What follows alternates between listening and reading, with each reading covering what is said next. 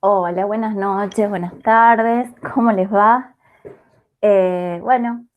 Hoy vamos a abordar los contenidos de la última unidad y de la última parte de la última unidad, que es la unidad de la parte de memoria. Vamos a ver un poquito de cortezas de asociación para ver cognición y después vamos a ver un poquito de memoria. Al final de la presentación pueden ver cuál es la bibliografía pertinente a esta parte, que son 2 capítulos del Purves y o 1 del Cardinal, donde están memoria y cognición juntas. ¿Mm? Bueno, vamos a empezar. Espero ser más breve hoy que la clase pasada. La clase pasada era una clase más pesada. Esta me parece que es un poco más liviana y más llevadera. Así que un momento.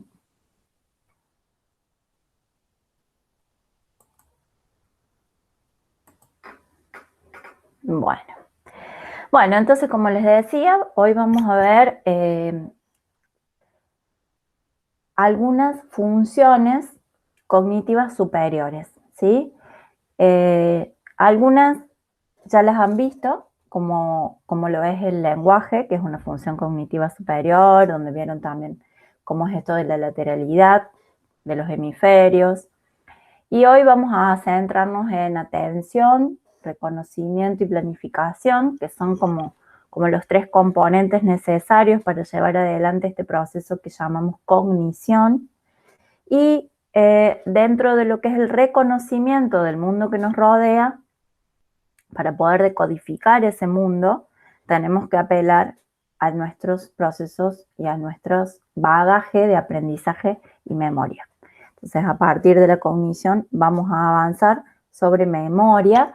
De aprendizaje vamos a ver un par de conceptos, simplemente que es aprendizaje y un par de paradigmas clásicos de aprendizaje, porque, bueno, durante el cursado de la próxima materia que tienen el año que viene, que es experimental, psicobiología experimental, van a ahondar muchísimo en lo que es aprendizaje, entonces para no repetir tanta info, aparte ya lo han visto, es como un tema muy visto en la carrera, así que lo vamos a dejar un poco de lado y vamos a hacer más hincapié sobre otras funciones cognitivas superiores y memoria.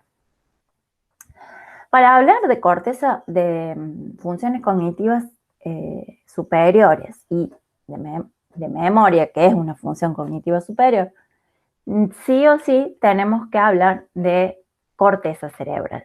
Ustedes esto también ya lo han ido abordando desde en distintas clases de la asignatura, por lo cual no voy a ahondar en tanto detalle, pero sí voy a rescatar esto de que ya a esta altura sabemos todos que la corteza cerebral tiene una estructura, está conformada por láminas o capas, ¿sí? A diferencia de otras áreas del sistema nervioso que tienen otra forma de organizarse.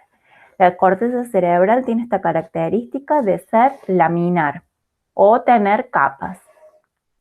Y en este sentido, ustedes ya han abordado específicamente el tema de las capas, si estas capas son iguales, son distintas, qué función tienen una corteza motora, en una corteza sensitiva, pero lo que sí vamos a recordar es que la estructura más desarrollada de la corteza cerebral es lo que se llama neocorteza y es a donde se encuentran 6 capas o 6 láminas. Es como la estructura, es como la conformación de la corteza cerebral evolutivamente más avanzada. Sin embargo, no todas las partes de nuestra corteza cerebral tienen la misma estructura, ¿sí? Hay partes que son como más antiguas en lo que fue la historia evolutiva de la especie y entonces al ser más primitivas son menos desarrolladas y por lo tanto tienen menos cantidad de capas. En este aspecto, a diferencia de la neocorteza que tiene 6 capas, que estoy aquí, que puede ser homotípica o heterotípica. Otras partes de la corteza cerebral de nuestro cerebro tienen la conformación de alocorteza, o sea que es más primitiva. Y dentro de lo que es la alocorteza, tenemos la paleocorteza, que es específicamente todo lo que tiene que ver con la corteza olfatoria, la corteza de la zona olfatoria, de los bulbos olfatorios, la corteza piriforme.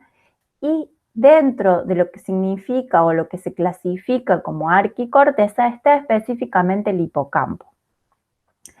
Entonces, vamos a hablar de distintas áreas corticales que están en distintos lóbulos y ustedes, la idea es que, bueno, mi gato decidió entrar. Un momento.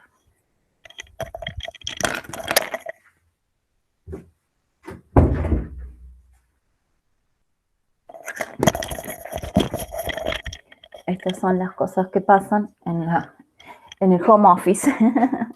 Bueno, disculpen. Entonces, a medida que vayamos hablando de distintas funciones que son llevadas adelante por estructuras que están en la corteza, o sea, estructuras corticales, ustedes tienen que recordar que pueden ser áreas que correspondan a la neocorteza, a la arquicorteza, a la paleocorteza, bueno, y a la mesocorteza. Entonces, cuando hablemos de hipocampo, que es la estructura donde se forman las nuevas memorias, sobre todo declarativas, mejor dicho, en especial de declarativas, recuerden que entonces vamos a estar en una zona de la corteza que es la arquicorteza, que tiene solo 3 capas porque es mucho más primitiva que las áreas de neocorteza. Bien, por otro lado, durante mucha extensión de la asignatura, hemos estado conociendo cuáles son las áreas corticales implicadas en todo lo que es la somatopercepción a través de los distintos sentidos y el tacto, la sensación de la piel, la temperatura, todo lo que corresponde a la información visual, a lo que corresponde a la información sonora y por otro lado, toda la somatopercepción que llega a estos distintos lugares de corteza cerebral que se llaman todas áreas primarias. Área primaria somatosensitiva, área primaria visual, área primaria acústica.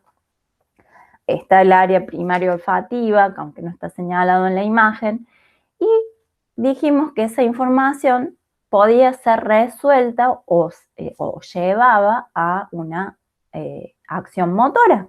Estas acciones motoras eran desencadenadas por las áreas primarias motoras.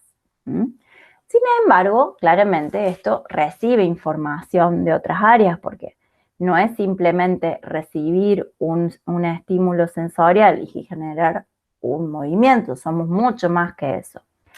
Entonces, hay áreas en la corteza cerebral que están señaladas en colores más claritos, como por ejemplo esta, que es el área visual pero secundaria, ¿sí? Como que tienen una función complementaria al área primaria. Cada estructura, cada zona de la corteza primaria tiene asociada su corteza secundaria de la misma función.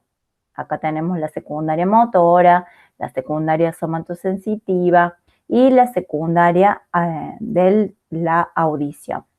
Pero fíjense que todavía nos sobra cerebro, nos queda mucho superficie de cerebro.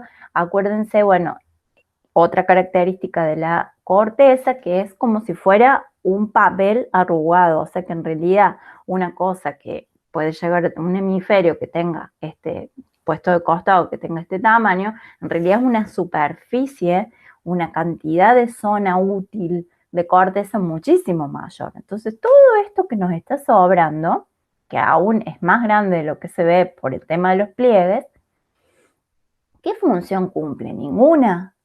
Pues no, se encontró que todo esto que no es ni área primaria ni área secundaria, se llaman cortezas de asociación. Esto también ya lo han visto. Y estas cortezas de asociación pueden estar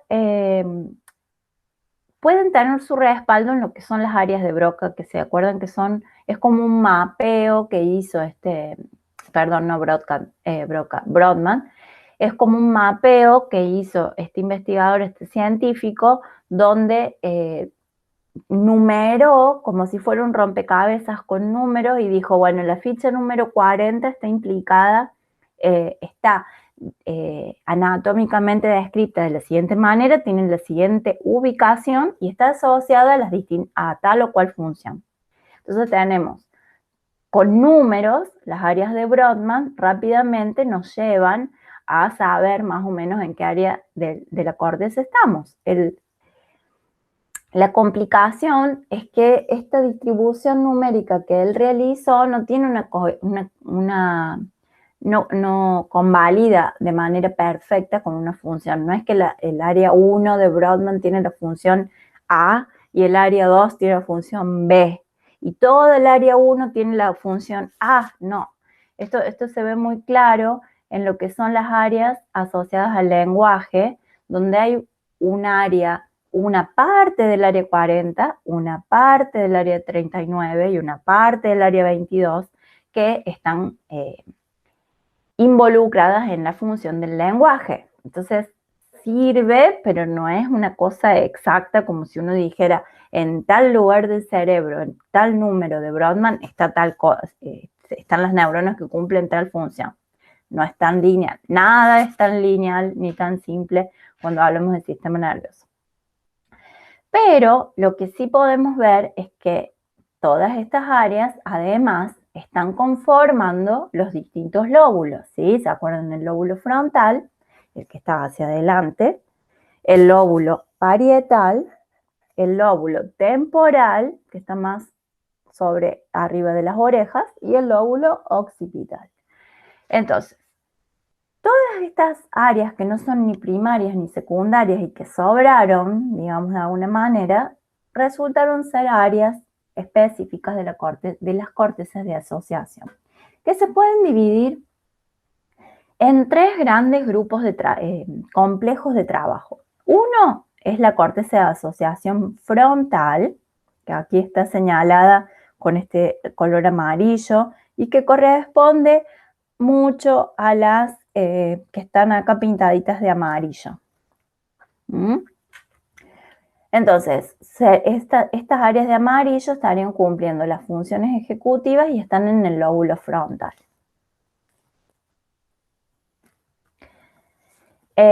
Por otro lado, tenemos un segundo bloque de trabajo de cortezas de asociación, que es la corteza de asociación límbica. En la corteza de asociación límbica, como ustedes pueden ver, está sobre todo en estas áreas naranjas, que corresponden a áreas que regulan la emoción, y que también forman parte, dos de ellas, la 47 y la 11 del lóbulo frontal y el 38 del lóbulo temporal. Por otro lado, tenemos toda esta corteza límbica, o sea que todo lo que es memoria, ven que acá también lo tienen pintado en verde, que ya forma parte del lóbulo temporal. La memoria también, que conforma este bloque de trabajo de corteza de asociación límbica. No sería como un poquito más hacia allá, que tendría que estar pintadito de marrón. Y la tercera corteza de asociación, el tercer grupo de trabajo de la corteza de asociación, es la corteza de asociación parieto-temporo-occipital. ¿Por qué? Porque toma áreas de la corteza del lóbulo parietal, del lóbulo temporal y del lóbulo occipital. Y en esta área de asociación, de núcleo de trabajo de corteza de asociación, está la atención, que es específica del lóbulo parietal. Porque es el lóbulo que ya lo vamos a ver, pero es el que nos va a permitir saber dónde estamos en nuestro universo, ¿sí? Dónde tenemos los pies. Si yo cierro los ojos, puedo hacer toda esta reconstrucción igual. Dónde tengo los pies, dónde estoy sentada, dónde está la ventana, dónde está la puerta, dónde estoy, si estoy en mi casa, si estoy en el trabajo, toda esa atención toda esa información que yo recolecto del ambiente en el que estoy, tanto externo como interno, ¿sí? O sea, dónde están mis partes de mi cuerpo. Entonces, las funciones corticales superiores o cognitivas superiores son llevadas adelante por las áreas, estos núcleos de trabajo de cortezas de asociación. Y fíjense, bueno, esto es lo que les decía, la corteza cerebral, las cortezas de asociación, que son regiones de la corteza cerebral, es donde tienen lugar los procesos cognitivos superiores y motivacionales. Justamente imaginen la importancia de toda esta parte de la corteza que además es la más abundante, o sea, el 80% de nuestra corteza cerebral total es de asociación y solamente el 20% es primaria o secundaria, corteza de asociación primaria o secundaria. Es decir, hay mucha más superficie de corteza involucrada sobre por qué nos vamos a mover o por qué vamos a hacer tal cosa, decidiendo qué hacer, interpretando el universo en el que nos movemos, que áreas de corteza implicadas de manera directa en ejecutar un movimiento o recolectar una sensación. ¿Sí? Es como que al fin y al cabo está mucho más confinado dentro de la corteza. Haciendo una breve recapitulación de estos 3 núcleos de trabajo de la corteza de asociación, que les decía, teníamos entonces el parieto temporo-occipital, que ocupa parte de estos 3 lóbulos, que es la unión justamente entre estos 3 lóbulos y que se involucra o participa en el procesamiento de la información sensorial, esto que les digo, dónde estoy, si estoy sentada en la silla, dónde está la ventana, yo tengo frío, no tengo frío, o sea, toda esa información intero y exteroceptiva del ambiente y el mundo donde me estoy moviendo o donde estoy existiendo. Y también es el núcleo de trabajo del lenguaje, que ya lo han visto. Por otro lado, el otro núcleo de trabajo de corteza de asociación es las cortezas de asociación frontales, ¿sí? Que ocupan el lóbulo frontal, a donde vamos a hacer algunas distinciones sobre lo que es las áreas prefrontales, que son de gran importancia en muchas de las funciones cognitivas que llevamos adelante el día a día. Y esto que les digo de la función cognitiva y la planificación, no solo la planificación motora, ¿sí? Motora desde el punto de vista de la acción, no desde el punto de vista del movimiento en sí mismo, porque acciones pueden ser planificar, buscar trabajo. Eso también es una planificación.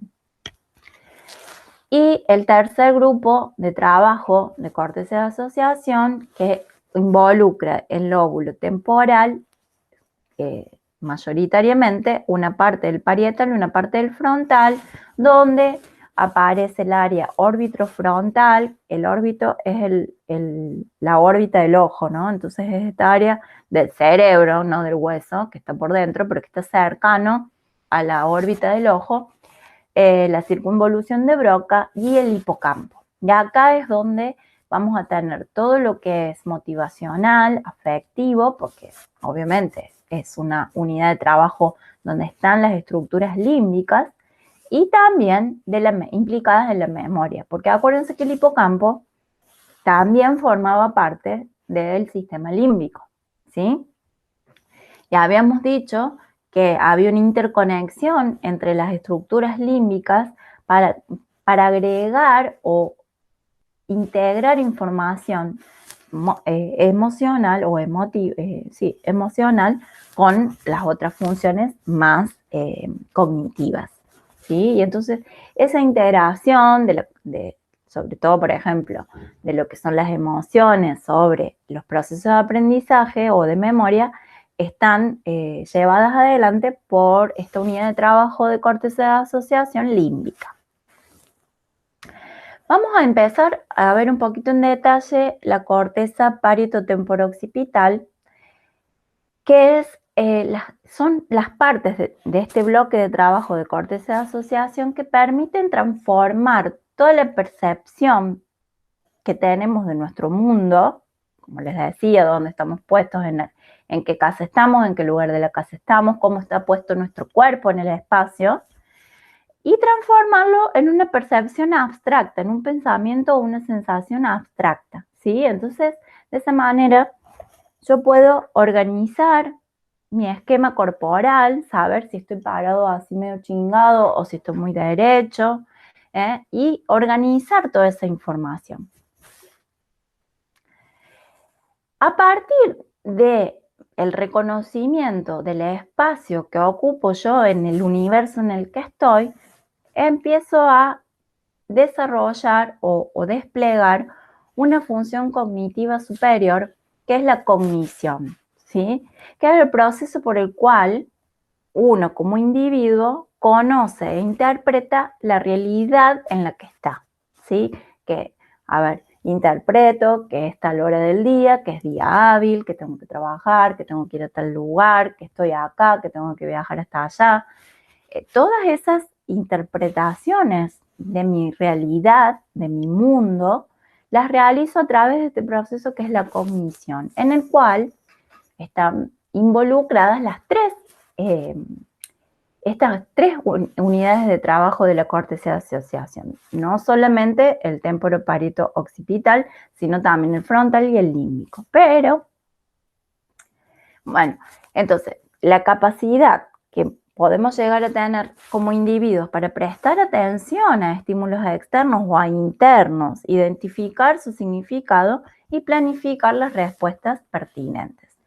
Básicamente, en este proceso de cognición, donde trabajan estos tres bloques de trabajo de cortezas de asociación, tenemos que el bloque temporoparieto-occipital nos va a permitir atender a todos estos estímulos internos y externos, saber a dónde estoy, cómo estoy puesto en el mundo.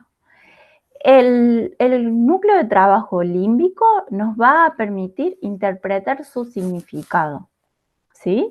Y ahí voy a emplear las emociones, o sea, si este espacio, a qué emociones las tengo asociadas o las puedo asociar. Y también voy a necesitar mucho de la memoria, porque claramente yo tengo que recordar que esta es mi casa o que no lo es.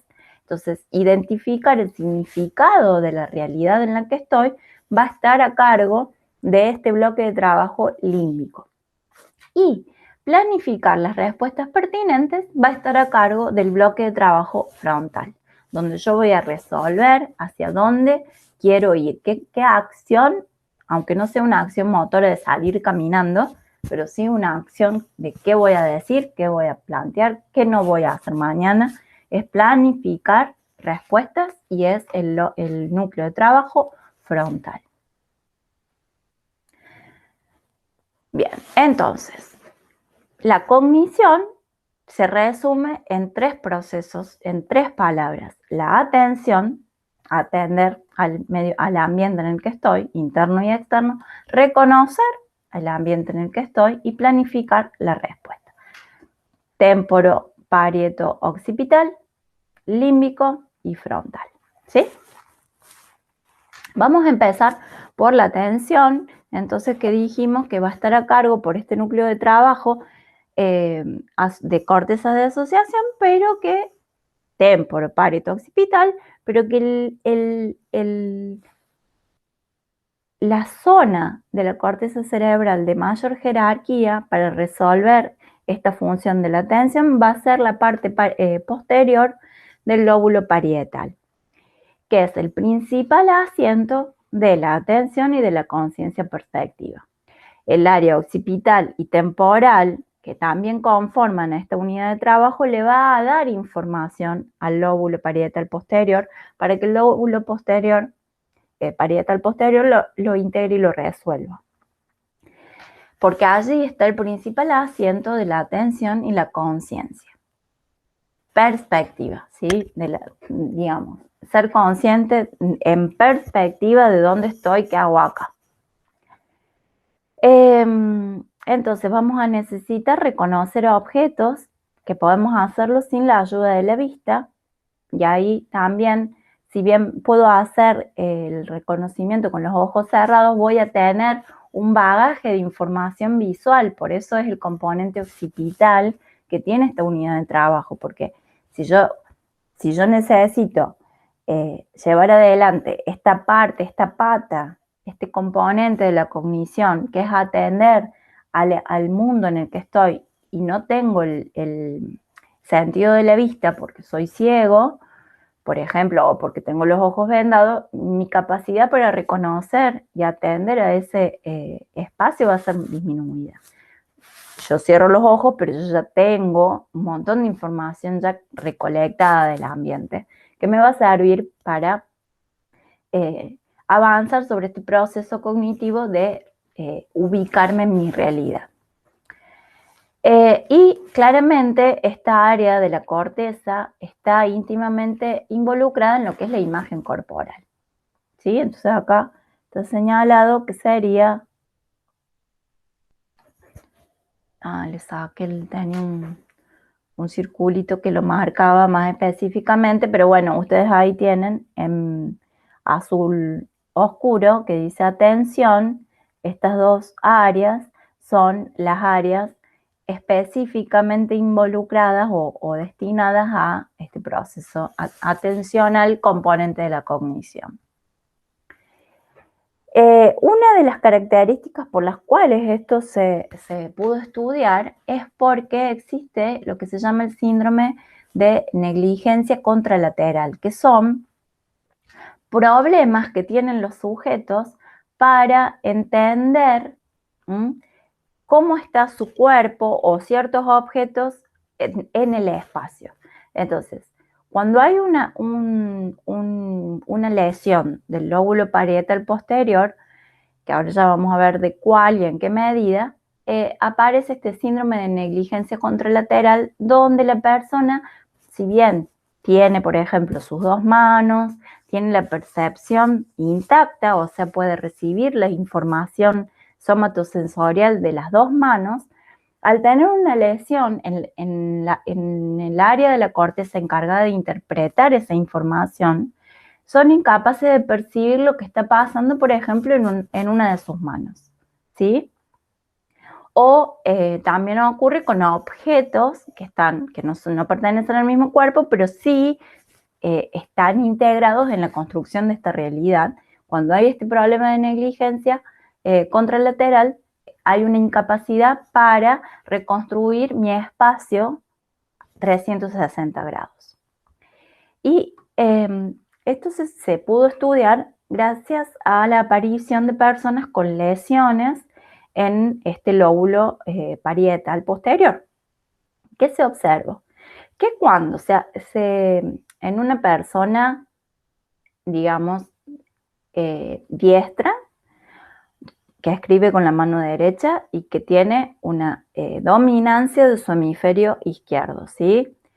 Entonces, el hemisferio izquierdo es el dominante y el hemisferio derecho es el no dominante.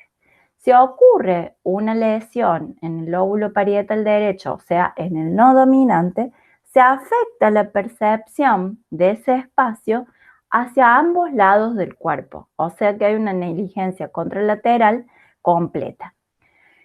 En cambio, si se lesiona el lóbulo el lóbulo parietal izquierdo, eso tiende a ser compensado por lo que hace el lóbulo derecho, o sea, el no dominante. Conclusión, que existe como el hemisferio izquierdo, y esta área parietal, está el área de Wernicke, y hay tantas estructuras izquierdas, ¿no? Específicas del hemisferio dominante, involucradas en el lenguaje, es el hemisferio no dominante, estas áreas del hemisferio no dominante las que se desarrollaron en mayor medida para esta función de la atención y percepción del espacio y la realidad en la que estoy. Entonces, si yo lesiono el hemisferio no dominante que domina sobre esta función, tengo una avería de esta capacidad mucho más aumentada que si tengo la avería en el otro hemisferio, en el dominante. En este caso, muy probablemente, cuando la lesión sea del hemisferio dominante, voy a tener más secuelas en lo que es el lenguaje que en lo que es la percepción. Entonces, en una persona normal, la percepción, la función de este lóbulo parietal posterior, que es el de la atención y construcción de la realidad, está comandada por el hemisferio derecho o no dominante.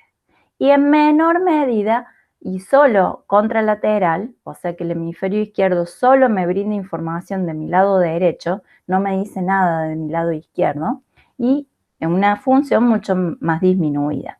El hemisferio no dominante me brinda información del contralateral y del ipsilateral también, de los dos, ¿sí? Me recolecta información de los dos lados. En cambio, entonces, cuando ocurre una lesión en el hemisferio no dominante, hay un síndrome de negligencia contralateral y hay una pérdida total o parcial de la percepción de mi mundo en mis 360 grados o mis 180 grados. ¿Qué es lo que suele ocurrir? Además de la percepción del propio cuerpo, donde yo no puedo sentir una mitad. Además, estas personas suelen tener una percepción distorsionada y no pueden recuperar o reproducir, mejor dicho, un objeto en toda en su totalidad. Son personas que tienen una visión fragmentada, les falta la mitad de la historia y entonces dibujan, por ejemplo, la mitad de la flor, una casa que le falta una parte. Esos son síntomas o evidencias de un síndrome de negligencia contralateral. Por otro lado, y acá en el lóbulo temporal anterior, estamos ya en la parte, digamos, correspondiente al sistema, a la unidad de trabajo de asociación de la límbico, y esta es la parte donde después nos vamos a desprender desde el reconocimiento hacia lo que es la memoria, ¿sí? Pero en líneas generales, sin entrar en el detalle de la memoria, las bases neurobiológicas de la memoria, los tipos de memoria, etcétera, sí, como una pata de la cognición, tenemos al proceso de reconocimiento como uno de los componentes necesarios para llevar adelante la cognición, que está llevado adelante por el lóbulo temporal y está encargado de reconocer los elementos o objetos que nos rodean. A ver, que esto es un mouse, es gracias a mi lóbulo temporal y a mis procesos de aprendizaje previos y de memoria. Yo aprendí hace muchos años que esto se llama mouse o ratón y que sirve para tal o cual cosa. Yo estaba prestando atención a mi medio ambiente y sé que atrás tengo una puerta, pero el parietal me sirve para saber que la tengo atrás. El temporal me sirve para saber que eso es una puerta. Y así, con todos esos ingredientes, yo puedo finalmente tener un proceso de cognición completo, donde yo decodifico y internalizo todos los componentes de la realidad en la que me estoy moviendo, viviendo, mejor dicho.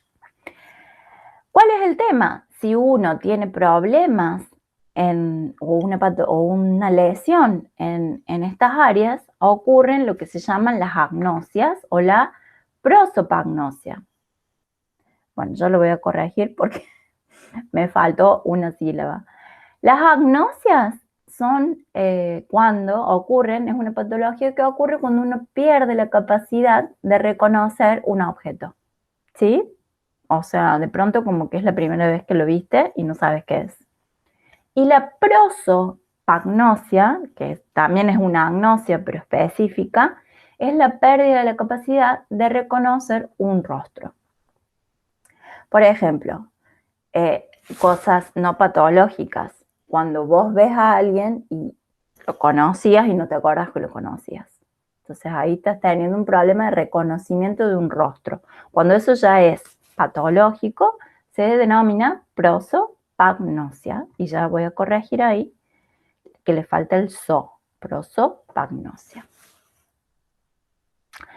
Y el tercer componente para esta función cognitiva, que es la cognición, era la planificación.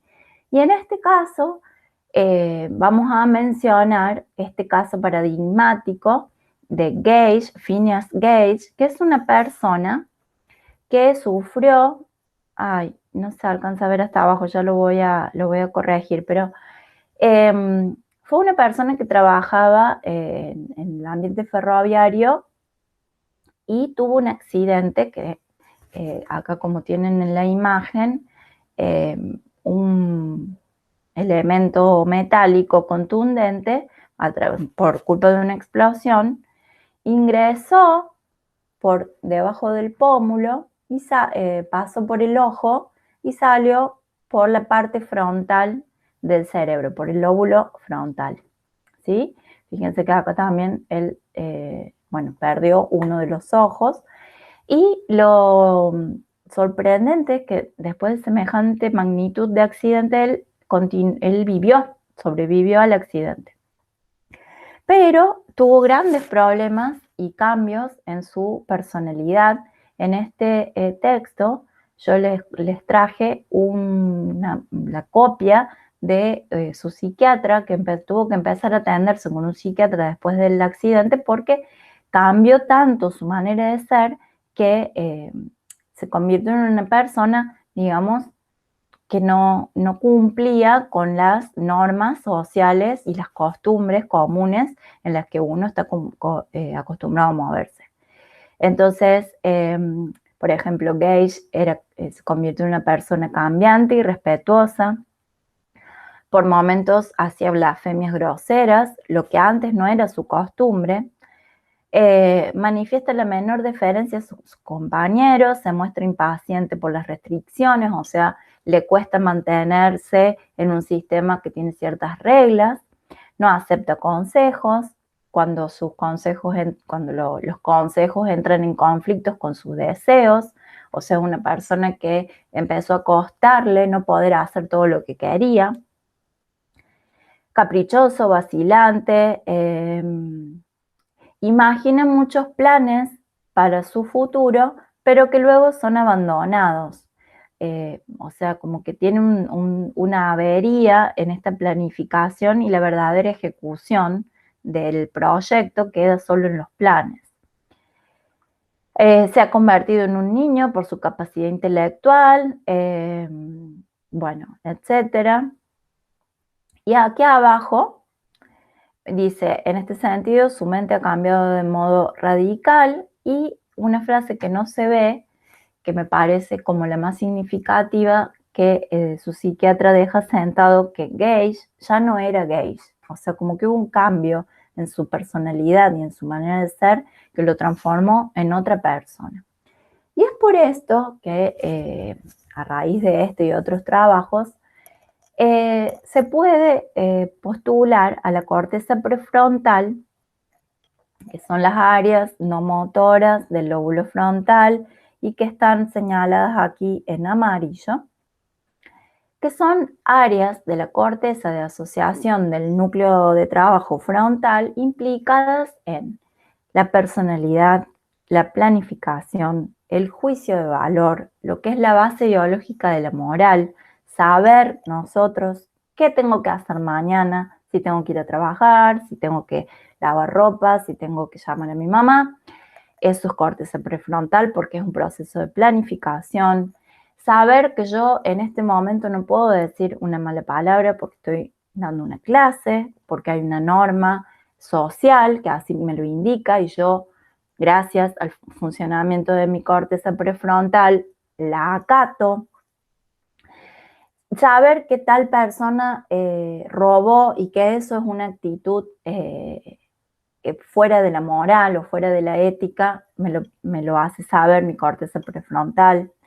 Entonces, todas esas funciones cognitivas superiores, que son uno de los componentes de la cognición, está llevado adelante por la corteza prefrontal. Incluye un repertorio amplio de capacidades funcionales, más que cualquier otra región neocortical. Esto es importante porque como todos, ya hemos visto otros ejemplos de jerarquización de estructuras y su funcionamiento. Por ejemplo, cuando vimos que el sistema autónomo, si bien tenía autonomía, era comandado por el hipotálamo, y el hipotálamo a su vez estaba comandado por el sistema límbico, que había una jerarquización de estructuras. En este caso ocurre lo mismo. Yo tengo un componente atencional, un componente de reconocimiento y un componente de planificación para construir mi cognición.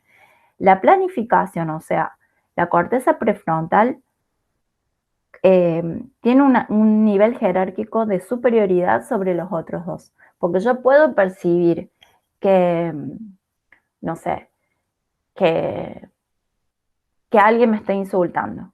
Mi parietal me dice, tal, te está gritando de allá desde el fondo.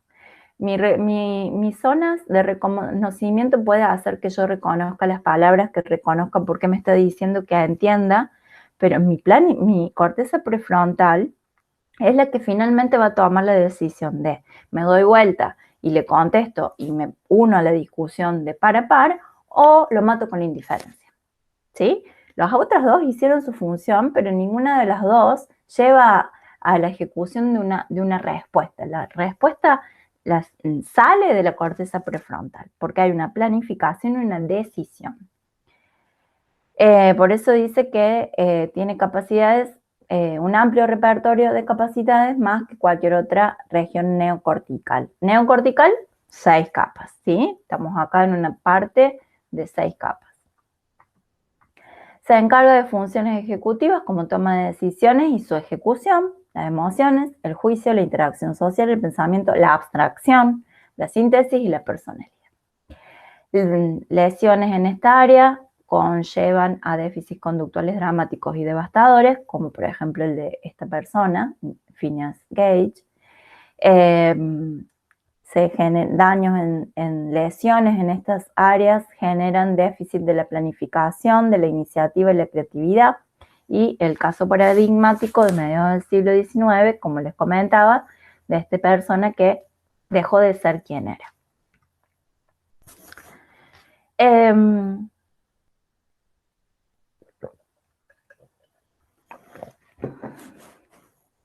Entonces, ya hemos visto cuáles son los 3 componentes que nos van a llevar a la cognición. Ahora vamos a ahondar sobre, desprendiéndonos de este componente del reconocimiento, vamos a ahondar en este proceso cognitivo también superior, que es la memoria y el aprendizaje. O sea, son 2 procesos distintos, pero que nos llevan a una misma a un mismo fenómeno, que es el de almacenamiento de nueva información. El aprendizaje, bueno, entonces el proceso de adquisición de nueva información. Por ejemplo, yo me mudo de casa, aprendo el camino nuevo a mi nueva casa, aprendo mi nueva dirección. Todo eso es la adquisición de información nueva. Ahora bien, yo cada vez que vengo a mi casa no aprendo de nuevo dónde está, ya aprendí, ahora que tengo una memoria al respecto. Entonces, ese proceso donde ese nuevo aprendizaje se codifica, se almacena y queda disponible para recuperarlo y traerlo a la conciencia cada vez que necesito volver a mi casa, esas 3 partes, codificación, almacenamiento y recuperación, son lo que se denomina memoria. Entonces, nueva información, adquisición o aprendizaje. En primer lugar, se genera una memoria a corto plazo, que es poco duradera. Si esa memoria se consolida, pasa a ser una memoria duradera, y cada vez que yo necesito recuperarla, la traigo a la memoria de trabajo, que ya vamos a ver qué es, y ese loop de consolidación y reactivación hace que la memoria se reconsolide.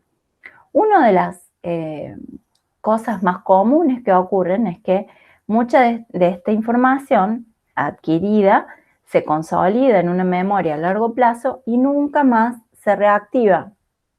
Entonces esa memoria se pierde o se olvida porque después se pierde la capacidad de reactivarla y recuperarla. Por ejemplo, supongamos, yo viví durante 10 años en una misma casa, con una calle con un número. Obviamente esa nueva información se aprendió, se generó una memoria a corto plazo, pero en 10 años ese número, si yo vivía en tal calle con tal número, se convirtió en una memoria a largo plazo. Yo después me mudé, ¿sí? Y estuve 50 años viviendo en otro lugar. Esa memoria se había consolidado, se había generado, pero yo ahora me quiero acordar en qué número de qué calle vivía yo hace 60, 50 años y me va a ser muy difícil recuperar esa información. Y ahí viene una serie de hipótesis que, digamos, no son contenidos que tengamos que abordar ahora, pero se sabe que el olvido es un mecanismo, es un fenómeno natural, necesario, que tiene que ocurrir, porque si no, bueno, como tienen este cuento de Borges de, ¿cómo se llamaba? El memorioso. Ay, se me fue el nombre. Supongamos Nicolás, el memorioso, era un nombre propio, el memorioso. Él guardaba todo tipo de información, para él era relevante, entonces llega un momento donde el sistema no es compatible, porque si yo me acuerdo de todo lo que pasó hace 10 años, es toda una cantidad de información que ya no me va a ser necesaria. Entonces, la tengo almacenada, como deja de ser importante o relevante, se empieza a olvidar y el paso previo al olvido es la falta de poder de recuperación de esa memoria. Porque ese loop de reconsolidación, consolidación, como yo nunca más la traje esa memoria, se empieza a decaer.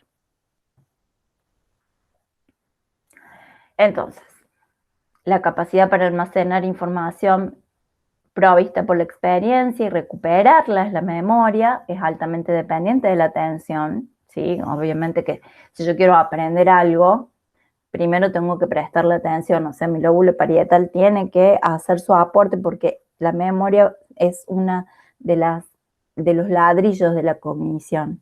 Difícilmente yo pueda memorizar algo a lo que no le estoy prestando atención. La memoria entonces la podemos dividir como en 3 partes. La conformación de una nueva memoria, lo primero que hay que hacer es codificarla, retenerla, o sea, aprenderla, retenerla, almacenarla y poder recuperarla. Si no, no existe. Si yo no puedo devolver un número de teléfono, nunca lo memoricé, porque no se consolidó la memoria. Una cosa importante es que dentro de todo este proceso de la reconsolidación y reconsolidación de la memoria ocurre un fenómeno que es natural, que es normal, que es el olvido, ¿sí? Y que es totalmente necesario. Ahora, el olvido patológico se denomina amnesia, ¿sí? No es lo mismo que el olvido normal. Y así como tenemos memorias anterógradas y memorias retrógradas, también tenemos amnesias anterógradas y amnesias retrógradas. La amnesia anterógrada es la incapacidad de aprender nuevas cosas, ¿sí? De recordar, generar nuevas memorias.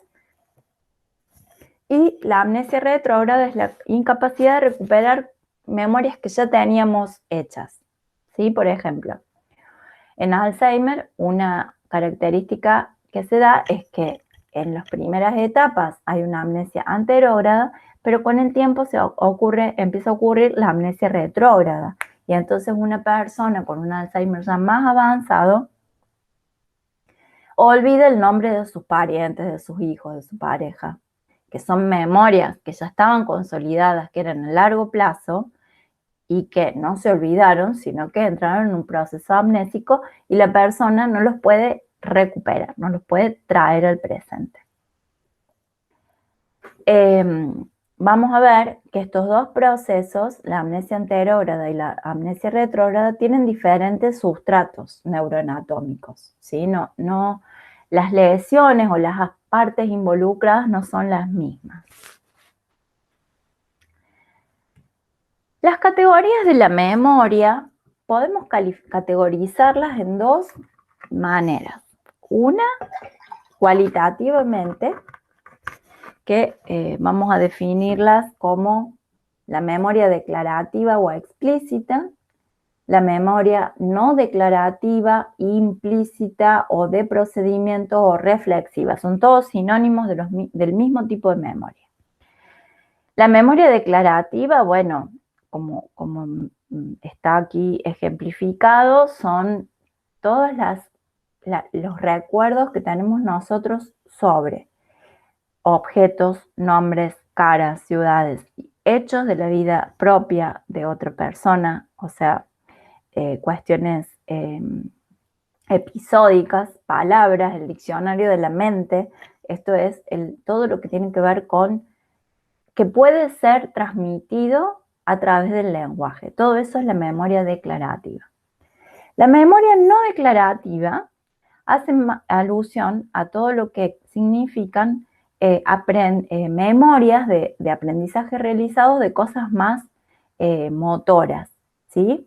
Por ejemplo, andar en bicicleta, correr, saltar, manejar, son memorias no declarativas. Si bien yo puedo poner en palabras, explicarte cómo andar en bici, no puedo transmitirte el aprendizaje real de cómo andar en bici a través de las palabras. Y de hecho, las memorias no declarativas o procedimentales son memorias que son guardadas, uno nunca se olvida cómo manejar o cómo andar en bici. Porque además vamos a ver que hay sustratos neurobiológicos bien diferentes entre lo que son las memorias declarativas y no declarativas, o explícitas e implícitas. Pero también podemos categorizar a las memorias de acuerdo a la cantidad de tiempo que duran. Y en este caso vamos a usar una categoría temporal.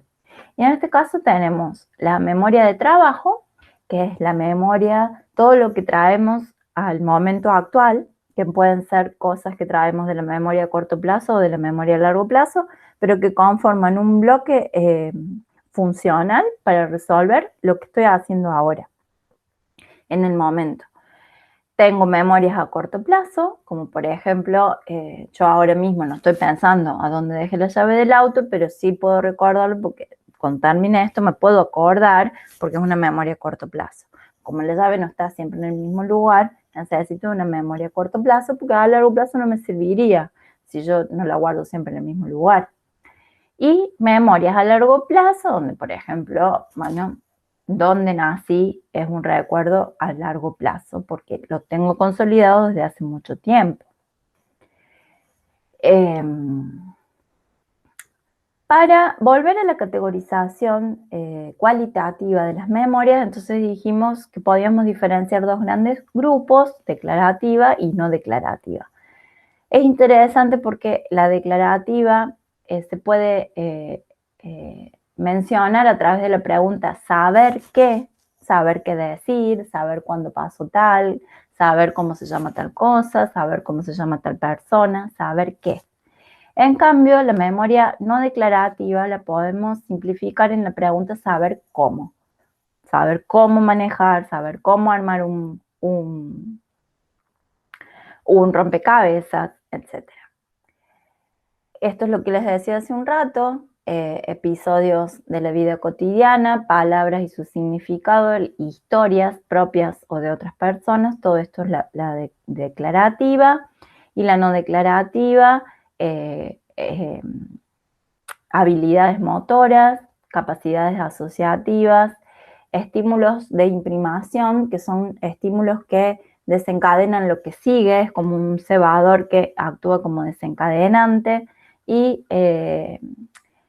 herramientas de resolución, por ejemplo, de rompecabezas.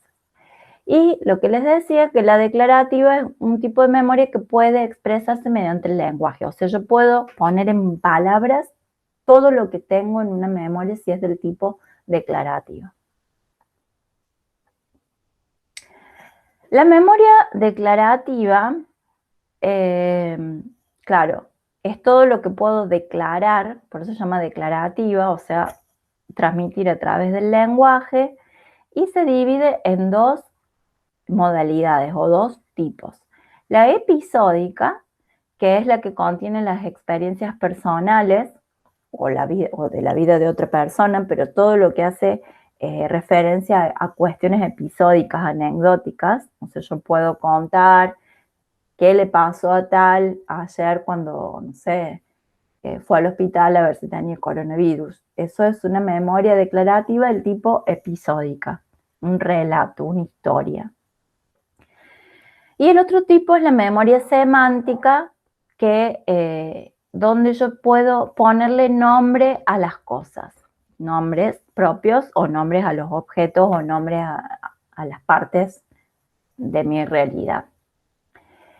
Entonces ya no voy a narrar historias de hechos personales o de otra persona, sino que voy a ponerle nombre a cosas, a objetos o personas. Cosas que se sabe que se pueden o no haber experimentado. A ver, por ejemplo, yo puedo decir que el bicho que vive en la Antártida puede ser un pingüino.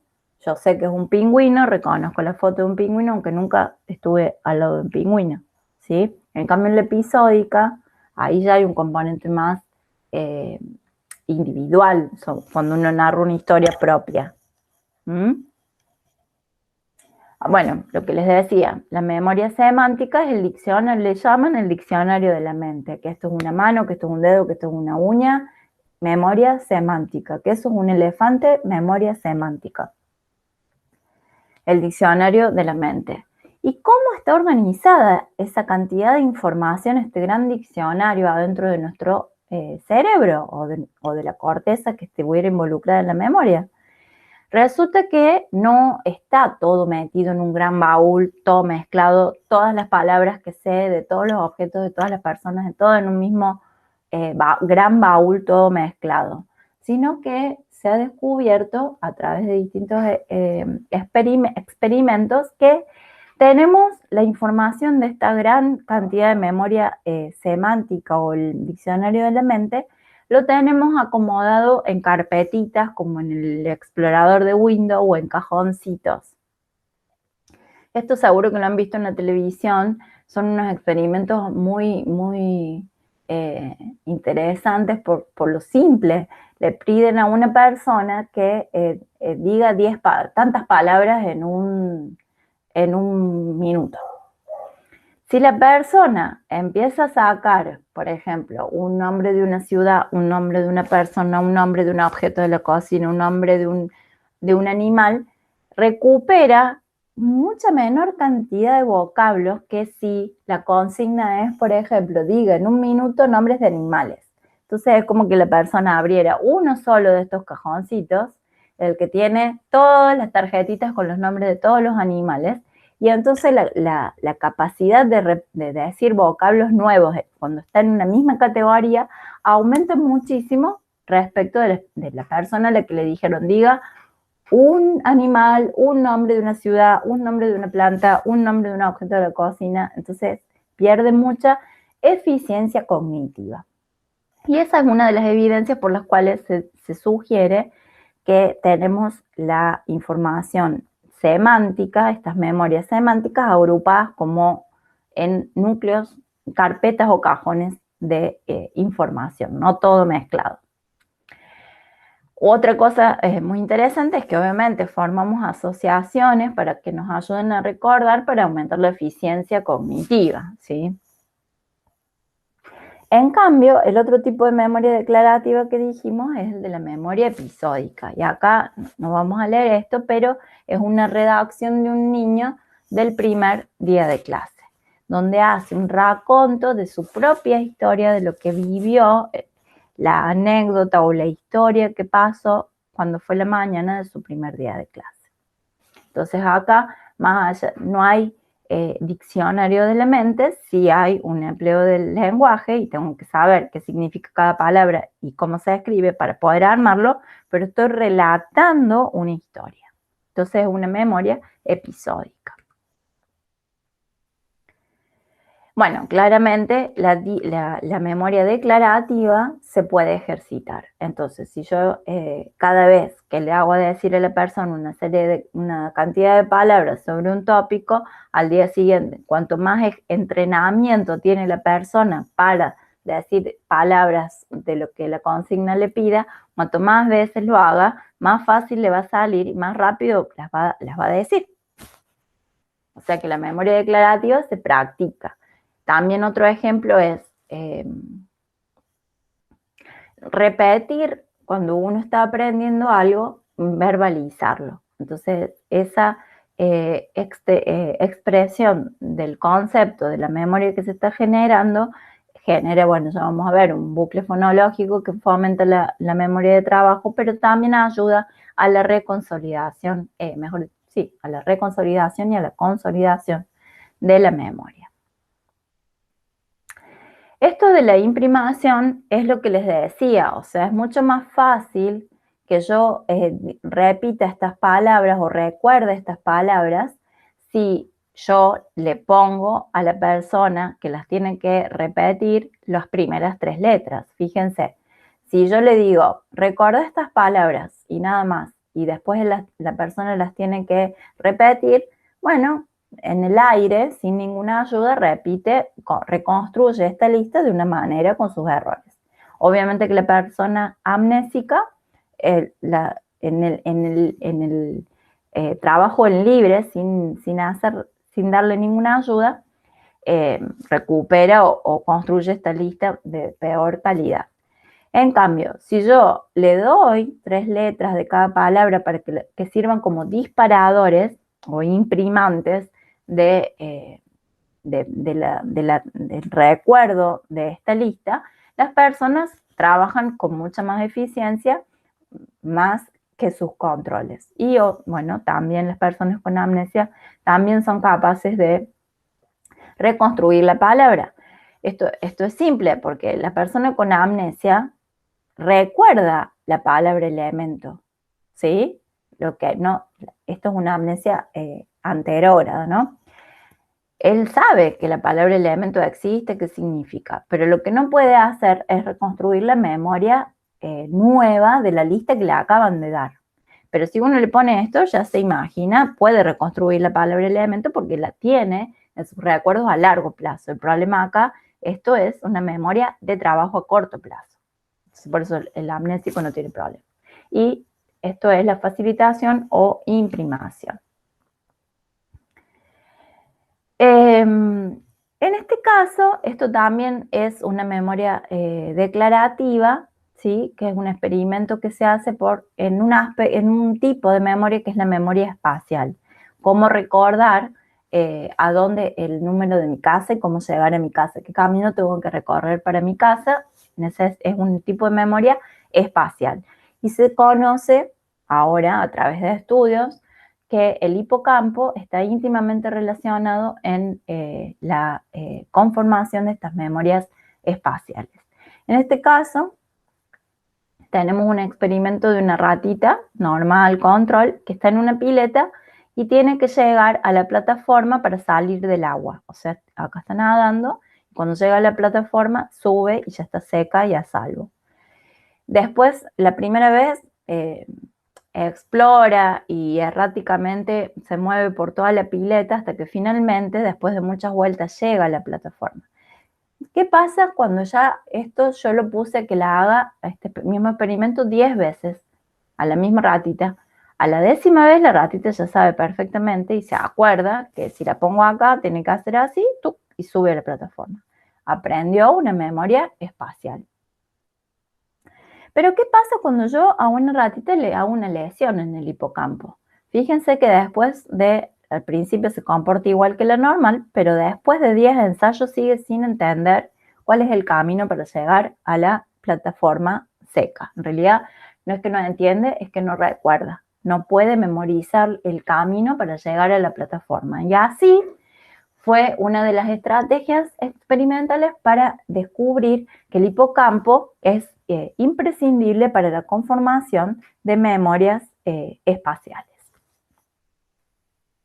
Bueno, acá tienen dibujado lo mismo. Fíjense cuánto tiempo le lleva a la rata normal aprender dónde está llegar rápidamente a la plataforma seca, y la ratita que tiene el hipocampo lesionado no aprende nunca y siempre repite erróneamente el tiempo que está viajando hasta que finalmente llega a la plataforma. Es mucho mayor. Ahora bien, ¿cuáles son las áreas corticales implicadas en el aprendizaje y este tipo de memorias explícitas? ¿Sí? No implícitas, explícitas. Y para estas memorias es importante, como dijimos, el hipocampo. Pero acá vamos a hacer una distinción entre lo que se llama formación hipocampal e hipocampo propiamente dicho. El hipocampo propiamente dicho forma parte de la formación hipocampal, ¿sí? Y vamos a ver qué otras partes están conformando esta formación hipocampal. La formación hipocampal, como dijimos, se encuentra en la parte ventral del lóbulo temporal y es bilateral. Tenemos dos. Esto es un corte coronal de cerebro donde tenemos el tercer ventrículo, los ventrículos laterales, los ganglios basales y en oscuro tenemos la corteza cerebral, y aquí adentro como que se pliega por adentro de sí mismo, en la parte ventral del lóbulo temporal, están las dos formaciones hipocampales. La corteza temporal entonces está conformada, la formación hipocampal está formada por la corteza parahipocampal, perirrinal y entorrinal. Y recién después de estas tres cortezas, ¿sí? Se empieza a desarrollar en la parte más interna del lóbulo temporal el hipocampo propiamente dicho, que aquí está señalado en azul. Entonces tenemos la corteza parahipocampal, perirrinal, la entorrinal, que es la que está ya casi llegando al hipocampo, y el hipocampo propiamente dicho, y en el medio el giro dentado. Acá yo les armé un esquema de estas estructuras para que ustedes puedan ver cómo fluye la información. Desde las áreas de asociación de los lóbulos, áreas de asociación que están en los lóbulos frontales, temporal y parietal, la información se dirige hacia el hipocampo, pasando primero por lo que son la corteza parahipocampal y perirrinal. Estas dos cortezas desembocan, llevan su información a este centro de ingreso al hipocampo, que todavía no es hipocampo propiamente dicho, sino que es el lugar a donde se reúne toda esta información que llega a estas cortezas, que es la corteza entorrinal. Y a través de la corteza entorrinal, si bien se comunica con todas las estructuras de manera directa, la vía más fluida o más predominante es la conexión que tiene la corteza entorrinal con el giro dentado, que es la puerta de entrada al hipocampo propiamente dicho. Y esta vía ya la vimos la vez pasada cuando hablábamos de los experimentos en hipocampo de LTP, donde veíamos que la corteza entorrinal se comunicaba, enviaba sus referencias al giro dentado a través de la vía perforante, que es una vía fuerte, abundante, con mucha cantidad de axones. El giro dentado enviaba su información, entraba al hipocampo, al área del cuerno de Amón número 3 a través de la vía musgosa, y la CA3 enviaba sus eferencias, estas neuronas piramidales enviaban sus eferencias a CA1 a través de la colateral de Schaffer. Esto ya lo hemos visto, este circuito. Bueno, ahora nos faltaba ver cómo sale esta información, porque esto es como un loop por donde circula la información y en este circular se consolida la memoria a corto plazo, ¿sí? Entonces, corteza entorrinal, vía perforante, giro dentado, fibra musgosa, CA3, colateral de Schaffer, CA1, sale toda esta información del hipocampo hacia el subículo, que llega otra vez a la corteza entorrinal, que de nuevo se conecta bilateralmente con la pared hipocampal y la perirrinal, que a su vez también se conecta bilateralmente con otras áreas de asociación. Entonces es como que las áreas de asociación mandan la información a la corteza hipocampal perirrinal, esta le envía al entorrinal hace que la información entre al circuito del hipocampo propiamente dicho y se consolida la memoria. Lo que les decía entonces es que el hipocampo, en realidad la formación hipocampal, recibe y envía aferencias hacia las otras áreas de asociación que se comunican bilateralmente, como les comentaba en la anterior, con la perirrinal y la parahipocampal. Y de ahí entran ya de lleno, a través de ese circuito que les mostré, al hipocampo propiamente dicho.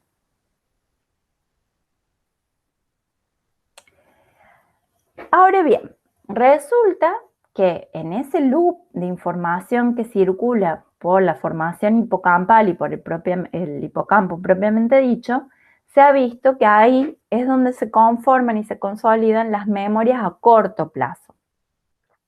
Sin embargo, cuando se habla de memorias a largo plazo, parecería que transcurren, el sustrato neuroanatómico es otro diferente al hipocampo, porque lesiones en el hipocampo no alteran las memorias declarativas de largo plazo.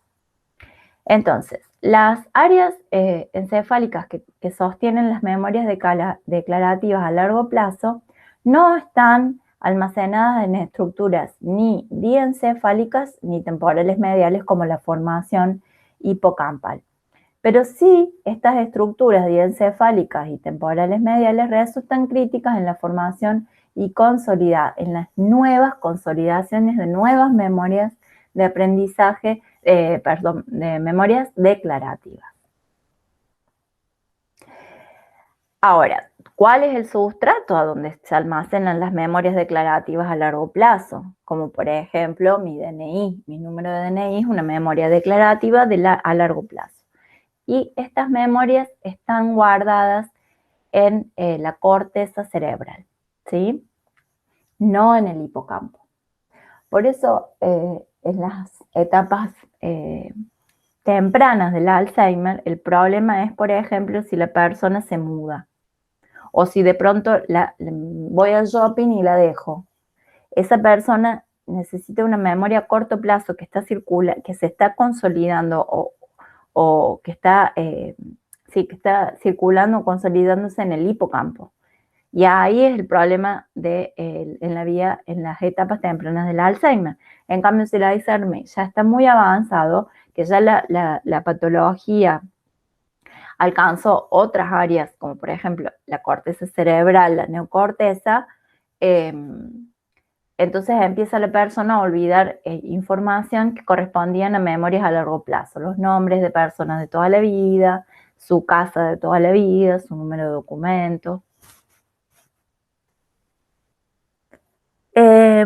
Bueno, fíjense que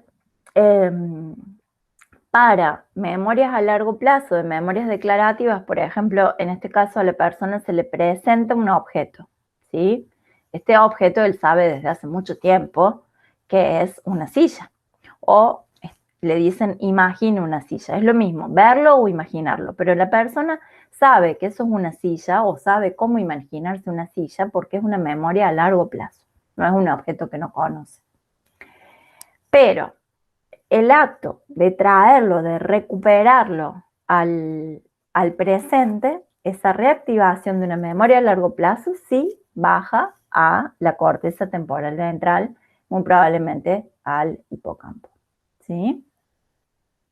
Está guardada, pero cuando hay que recuperarla, vuelve al hipocampo, vuelve a activarse el hipocampo. Respecto a la memoria no declarativa, bueno, dijimos que era procedimental, y entonces acá tenemos típico los reflejos de condicionamiento, ¿sí? Por ejemplo, bueno, ya vamos a ver el del perro de Pavlov, que es un aprendizaje de condicionamiento. Tenemos también las asociaciones, por ejemplo, como el tema del perro de Pavlov, y hábitos y habilidades, ¿sí? Por ejemplo, el hábito de dormir en una determinada posición, el hábito de caminar de una determinada manera, manejar de una determinada manera, la habilidad que uno tiene para hacer cosas con las manos. Estos son todos ejemplos de memorias procedimentales o no declarativas, implícitas o reflexivas. ¿Qué características tienen las memorias de esta categoría? Son más bien automáticas, ¿sí? Por ejemplo, uno va manejando, aprieta los pedales, cambia la marcha, pero uno ya no está pensando de manera consciente, pues si no podríamos hablar, mirar otras cosas, o sea, cuando uno aprende durante el proceso, uno necesita mucha conciencia, pero una vez que ya lo aprendiste, baja el nivel de conciencia y comienza a ser un procedimiento automático. Por eso es una memoria remota que se produce luego de varios ensayos, o sea, yo no estoy pensando de manera consciente, voy a cambiar la marcha, voy a apretar el pedal del freno, voy a soltar el embrague, no. Bueno, obviamente a través de la memoria aprendo nuevas conductas. Las áreas implicadas son los ganglios basales, áreas corticales que no son hipocampales y cerebelo. Todo lo que son respuestas condicionadas y, o sea, el recondicionamiento clásico y el aprendizaje asociativo, que son el condicionamiento y no asociativo, corresponden a tipos de memoria implícita. La memoria procedimental, las habilidades motoras, o sea, todas estas son características de este tipo de memorias. Y bueno, como ustedes saben, el condicionamiento clásico es un paradigma de aprendizaje asociativo que desarrolló Pavlov, donde hay un estímulo condicionado en asociación con un estímulo no condicionado o incondicionado, mejor dicho, incondicionado. Entonces, hay una respuesta que desencadenada por el estímulo incondicionado que se va a generar una asociación con el estímulo condicionado para ver si después del condicionamiento ocurre la respuesta sin la presencia del estímulo incondicionado. Entonces, se le presenta, por ejemplo, la comida, que es el estímulo incondicionado, y hay salivación. Después se asocia la comida con un estímulo condicionado, que es el ruido de la campana, y hay salivación, ¿sí? Ahora, después de varias exposiciones o entrenamientos entre la presencia del incondicionado junto con el condicionado, el perro empieza a tener una respuesta que ahora sí es condicionada porque se da en respuesta solo a la presencia del estímulo condicionado. Y entonces decimos que ocurrió un condicionamiento clásico. La memoria generada en este animal que hace que recuerde que a la campana puede llegarle a venir el plato de comida es una memoria implícita, ¿sí? Estamos entonces acá están involucradas estructuras que participan en la conformación de memorias implícitas.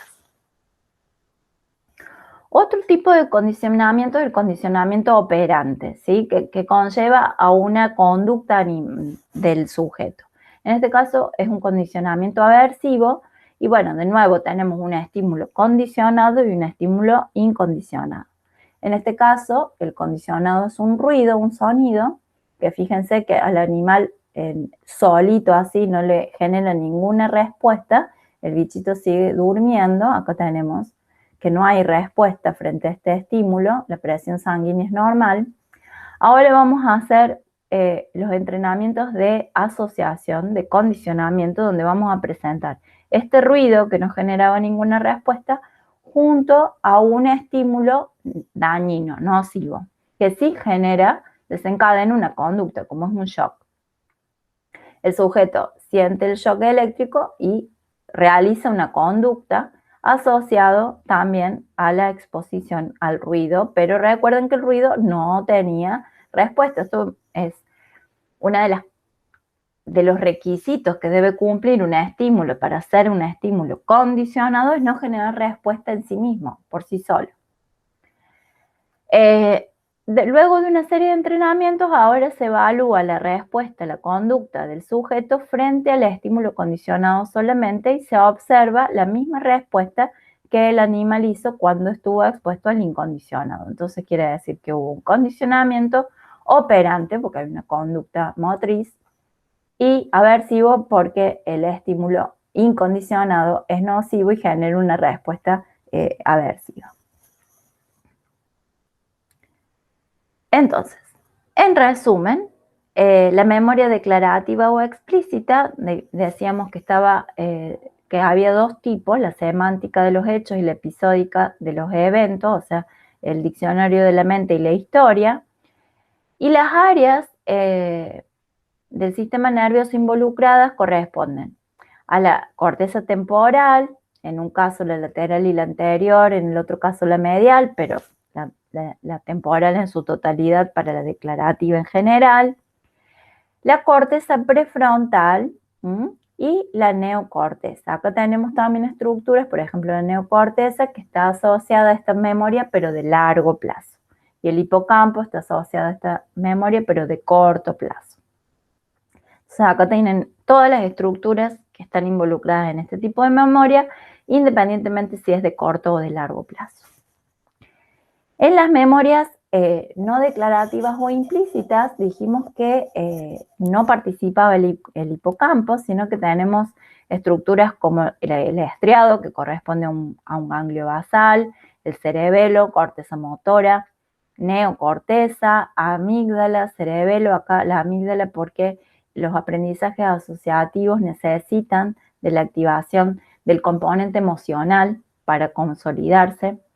Y las vías reflejas, bueno, esto lo vimos mucho en habituación y sensibilización. ¿Se acuerdan cuando la Aplicia aprendía que le tocara en el sifón, como lo había asociado al choque eléctrico en la cola, retraía la branquia como si estuviera recibiendo el estímulo nocivo en la cola y solo estaba recibiendo el estímulo táctil y no nocivo en el sifón? Y había una sensibilización en la retracción por una memoria implícita o no declarativa, donde participaban vías reflejas. Esto era un reflejo de la aplicia. Bueno, esto del componente emocional, bueno, ya lo han visto muchas veces, pero se postula que algunos tipos de memoria implícitas no pueden consolidarse o conformarse si no hay una participación de la amígdala, o sea, si no hay un componente emocional en la construcción o en la consolidación de esa memoria, ¿sí? Bueno, acá un poco más de lo mismo, el condicionamiento involucra la actividad de la amígdala del cerebelo, las destrezas motoras, que son cuando son movimientos gruesos, movimientos groseros. ¿Se acuerdan que los movimientos groseros eran comandados por las vías extrapiramidales, como por ejemplo manejar, donde participa el cerebelo y los ganglios basales? Bueno, estos tipos de aprendizaje como la habituación, como la sensibilización, donde participa mucho la corteza sensorial, y destrezas cognitivas, como por ejemplo tirar una pelota al arco, donde también, como es un movimiento grosero, participan los ganglios basales. Acá sí hay una diferenciación entre estructuras involucradas en cada uno de los dos tipos de memoria y en la a corto plazo y a largo plazo. Hacemos una similitud entre que el almacenamiento a corto plazo también está implicado en la adquisición de esa nueva memoria y el almacenamiento está involucrado en lo que significa el almacenamiento a largo plazo. Entonces, almacenamiento a corto plazo va de la mano con la adquisición de una nueva memoria y el almacenamiento a largo plazo ya lleva a una consolidación y una capacidad de recuperación de esa memoria. En el caso de la memoria declarativa, bueno, a corto plazo, netamente la estructura que participa es la formación hipocampal. Pero cuando ya estamos en una memoria declarativa que se consolidó a largo plazo, esa información ya es guardada en áreas el área de Wernicke, en áreas corticales de Wernicke, la corteza temporal y la corteza prefrontal. Sale de la formación hipocampal y migra hacia estas estructuras. En el caso de la memoria no declarativa, el almacenamiento a corto plazo, o sea, donde se adquieren y se construyen por primera vez esas memorias, no se conocen los sitios específicos, se sabe que no es la formación hipocampal y se presume que es difuso, ¿sí? En cambio, se sabe que las memorias no declarativas se almacenan a largo plazo en estas estructuras que están involucradas en la ejecución de estas memorias, en la recuperación de estas memorias. El cerebelo, los ganglios basales, la corteza premotora, la amígdala, las cortezas de asociación sensitivas y áreas relacionadas a las respuestas motoras. Volviendo a esta cuestión de las memorias declarativas a largo plazo, y fíjense que teníamos que en las memorias declarativas a largo plazo participaba las áreas de la corteza prefrontal, tenemos este tipo muy específico de amnesia que se llama amnesia de la fuente. A ver, sin ir al ejemplo de la patología, todos recordamos que esta persona falleció en un accidente, ¿sí? Ahora estoy segura que nadie se acuerda dónde supieron esa información, si la escucharon en la radio, si la leyeron en un diario, si se las dijo una persona, si estaban en el lugar del evento, si se acordarían. Pero de las otras fuentes, seguro han olvidado cuál fue la fuente. Todos sabemos lo que pasó, pero no recordamos la fuente de donde adquirimos esa nueva memoria. Cuando esta situación alcanza un nivel patológico, estamos hablando de que hay una lesión en el lóbulo frontal, ¿sí? Justamente porque son memorias declarativas almacenadas de largo tiempo, con un almacenamiento de largo tiempo. Volviendo a las categorías, vamos a hablar de un tipo, cuando categorizamos de manera temporal las memorias, habíamos hablado de las memorias a corto plazo y a largo plazo, pero dijimos también que si hablamos de categoría temporal, existe un tipo muy específico y particular de memoria que es la memoria de trabajo. Sí, la memoria de trabajo trae a nuestro presente, a nuestra realidad actual, componentes ya sean del largo plazo y del corto plazo. ¿Sí? Es como el RAM de la computadora donde uno abre archivos que tenía guardados de hace mucho o hace una búsqueda nueva en internet, pero está todo en el RAM de funcionamiento del momento de la computadora. Eso es la memoria de trabajo, ¿sí? Y es un proceso muy complejo donde uno para resolver algo del momento, del presente, necesita traer distintos componentes, armar como una bolsita con distintas cosas para poder resolver la conducta que quiere, que está buscando, planificando a través de la memoria de trabajo. Por ejemplo, el ejemplo típico es decir, bueno, voy a ir al shopping tal. Bien, tengo que saber manejar una memoria implícita de largo plazo.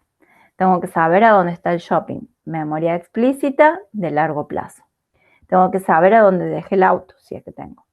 Tengo que saber a dónde dejé el auto. Memoria explícita de corto plazo puede ser porque el auto lo voy cambiando de lugar, la llave.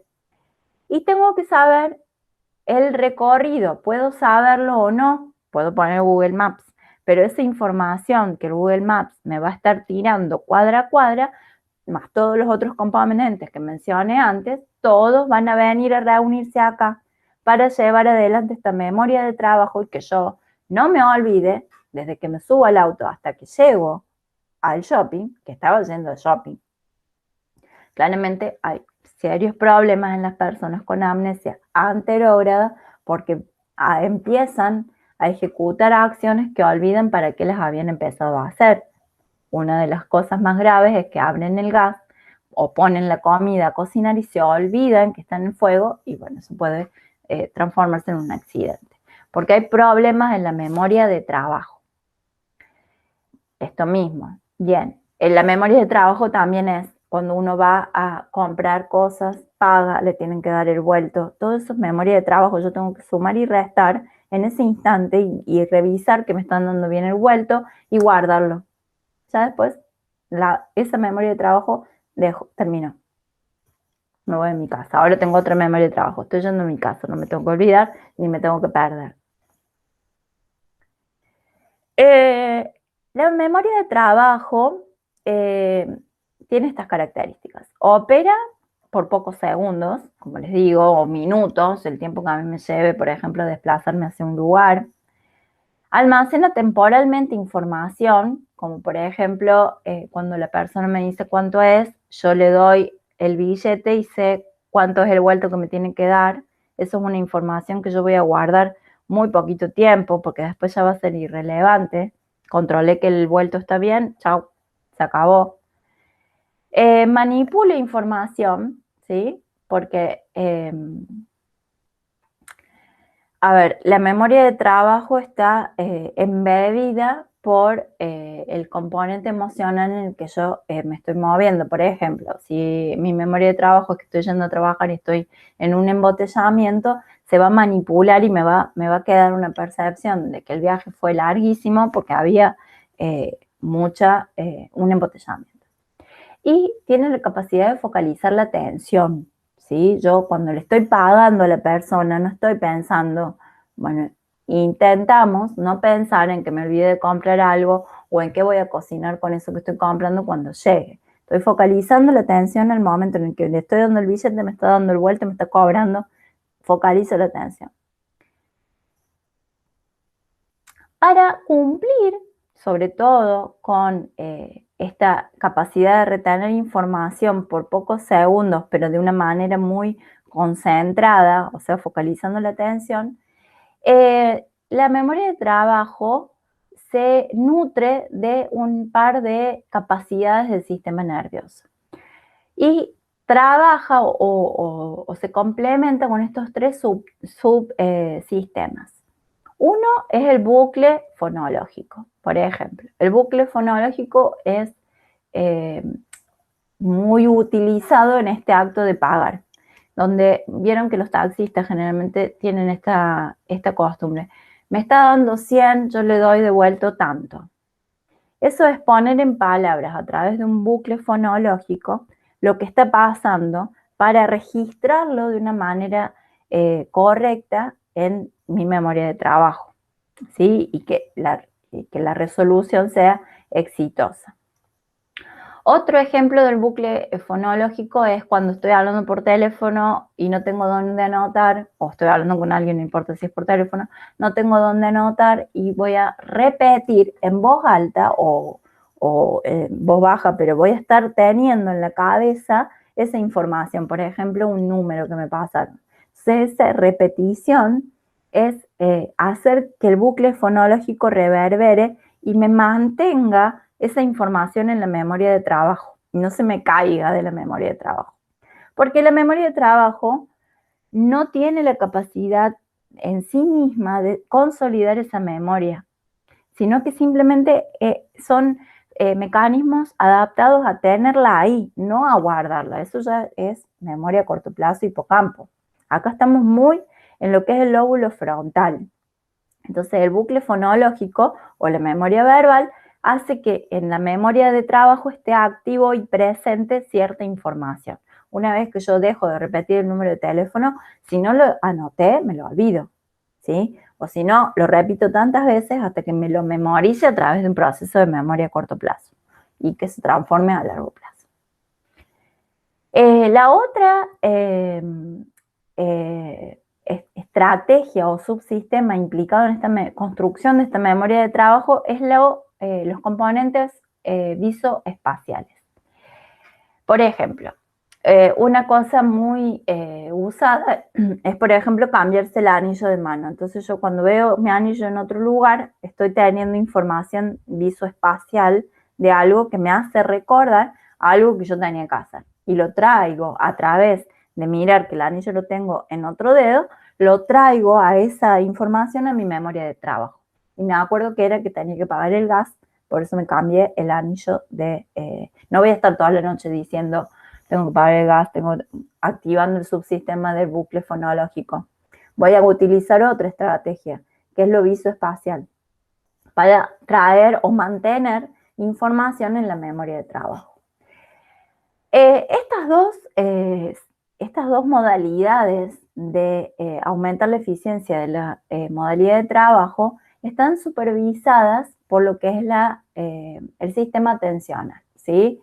Donde obviamente que el lóbulo frontal jerarquiza y dice, bueno, esto es importante de mantener en la memoria de trabajo, vamos a activar el bucle fonológico o no, vamos a utilizar esta otra estrategia, pero hay una coordinación, una supervisión por parte de la atención para mantener la información necesaria en la memoria de trabajo, ¿sí? Porque si no yo estaría lleno de bucles fonológicos y agendas visoespaciales para cosas que ya dejaron de ser relevantes.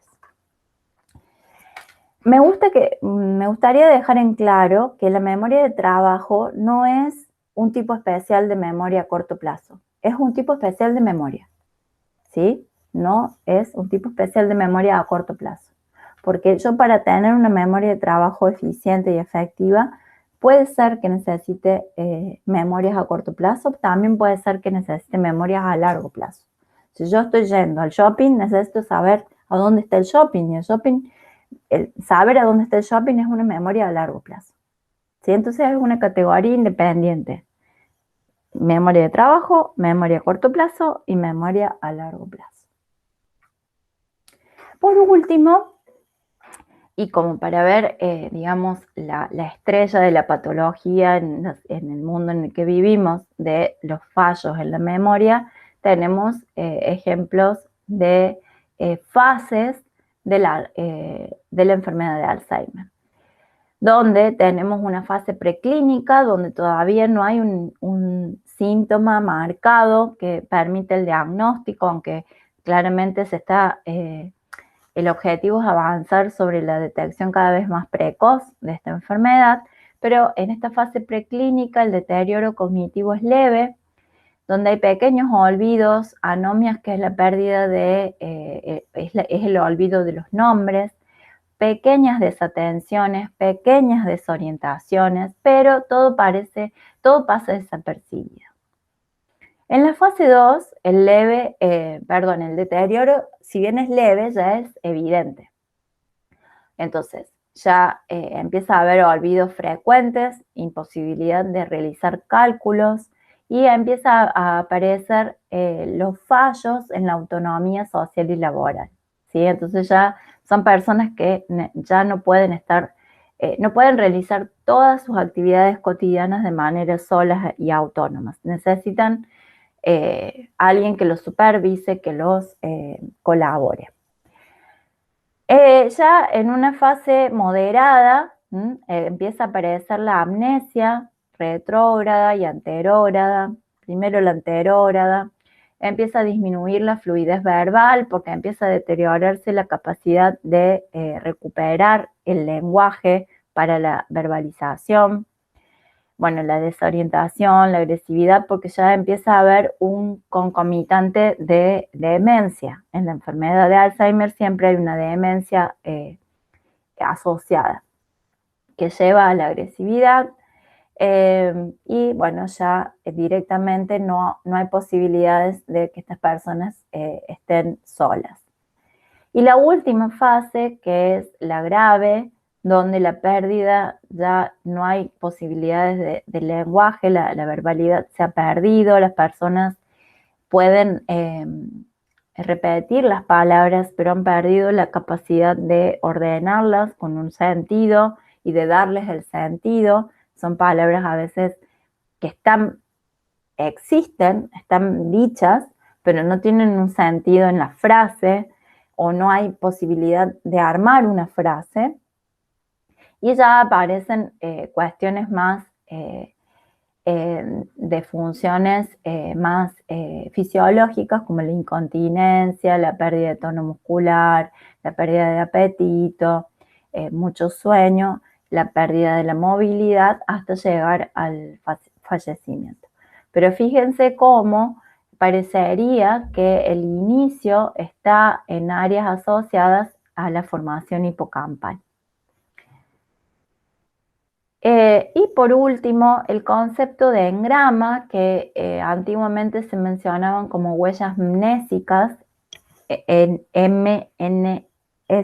mnésicas, que serían las redes o los sustratos físicos de circuitos neuronales donde ocurren todos estos procesos de plasticidad a corto plazo y a largo plazo que vimos en la semana pasada, en la clase pasada, donde donde engramas muy utilizados presentan adaptaciones en su sinapsis para aumentar su velocidad, para aumentar su actividad, para aumentar su eficiencia y su fluidez. O sea, las sinapsis se hacen más estrechas cuanto más se usa ese engrama. Y por el contrario, huellas némicas o engramas que se debilitan por la pérdida de su uso o la debilitación de sus sinapsis. Entonces, el engrama es el concepto físico donde transcurre o se vehiculiza una memoria determinada. Por ejemplo, cómo la formación hipocampal lleva la información a la corteza frontal para hacer un almacenamiento de una memoria, supongamos episódica, de largo plazo, por ejemplo, mi fecha de nacimiento. Eso se consolida, ese sustrato físico se consolida y es un nuevo engrama. Obviamente que en esas neuronas ocurrieron procesos de plasticidad que permitieron la consolidación de ese engrama, ¿sí? Entonces, más allá de lo conceptual, de la categorización de los tipos de memoria, de las áreas, de los sustratos biológicos involucrados en cada uno de los tipos de memoria que vimos y tomando todos esos conceptos de plasticidad que vimos la vez pasada, podemos conformar este nuevo concepto de engrama como sustrato físico de una conformación de una nueva memoria, donde subyacen procesos de plasticidad. Y a modo de cierre, me gusta esta oración, esta idea de una canción de Charly García donde él hace referencia a la mente como un tapiz. Este tapiz para mí es esta innumerable cantidad de engramas que son las bases físicas de todas las memorias y recuerdos que podemos sostener y contener en nuestro sistema, en nuestro cerebro. Por último, entonces, tienen aquí lo que les decía, los dos capítulos de correspondientes al Purves y el capítulo del Cardinalis, donde están los dos temas que hemos visto, cognición y memoria, en un mismo capítulo. Y bueno, agradecerles, seguimos entonces por cualquier duda en en el foro de preguntas. Y entonces los despido y espero que les haya sido de utilidad.